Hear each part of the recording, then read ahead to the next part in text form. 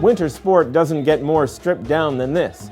An athlete on steel blades just trying to move as fast as possible. It sounds pretty basic, but there's more science behind this sport than meets the eye. Speed skating is as fast as a human being can propel himself without mechanical aid. That's because the ice is so slippery. When a blade is moving across the surface at high speed, there's almost zero friction. But almost zero is not zero, so competitive speed skating has evolved to try to minimize the resistance between ice and blade.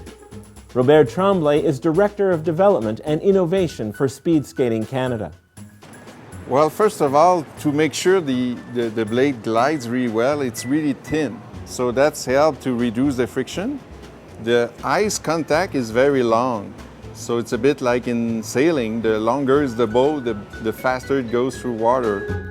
Although they look flat on the bottom, speed skates have a slight curve or rocker, which the skater needs for turning control.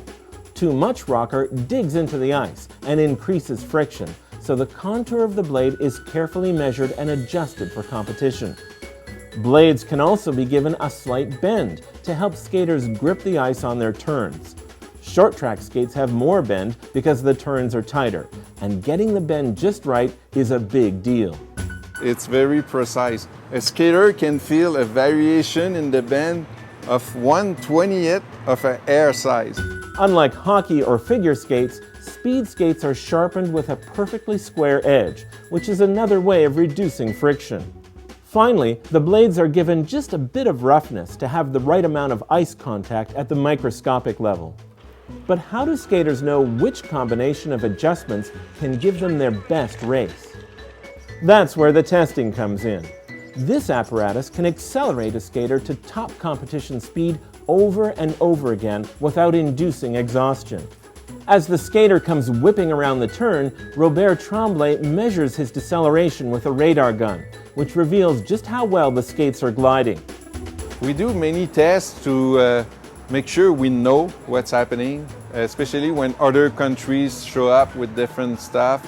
It's good for the confidence of the athlete, so we need to test many things. Of course, power and athletic technique is still what gets a skater across the finish line.